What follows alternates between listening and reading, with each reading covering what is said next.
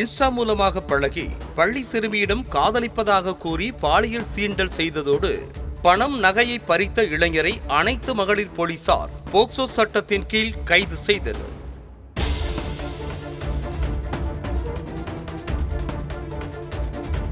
சென்னை ஆவடியை அடுத்த திருநின்றவூரைச் சேர்ந்த 15 வயது சிறுமி அருகில் உள்ள அரசு பள்ளியில் 10ஆம் வகுப்பு படித்து வந்துள்ளார். படிக்கும்போதே அந்த சிறுமி செல்போனில் மூழ்கிய நிலையில் இன்ஸ்டாகிராம் வாயிலாக திருத்துறைப்பூண்டியைச் சேர்ந்த அருண்குமார் என்ற இளைஞனோடு அறிமுகம் ஏற்பட்டிருக்கிறது. நாளடைவில் அந்த இளைஞனும் சிறுமியிடம் நெருங்கி பேசி ஆசை வார்த்தைகளை கூறி வந்த நிலையில் அதனை நம்பிய அந்த சிறுமியும் இளைஞன் விரித்த வலையில் கச்சிதமாக விழுந்துள்ளார்.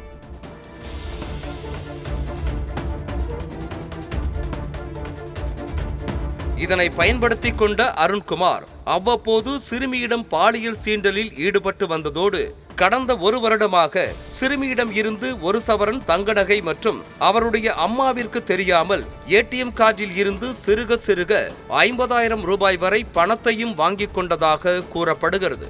இதனையடுத்து சந்தேகமடைந்த அந்த சிறுமி அருண்குமாரிடம் நகை மற்றும் பணத்தை திருப்பி கேட்டபோது இருவருக்குமிடையே தகராறு ஏற்பட்ட நிலையில் இதுகுறித்து வீட்டில் உள்ளவர்களிடம் கூறினால் உனது தாய் மற்றும் தம்பியை கொன்று விடுவேன் எனவும் சிறுமியை மிரட்டியிருக்கிறான்.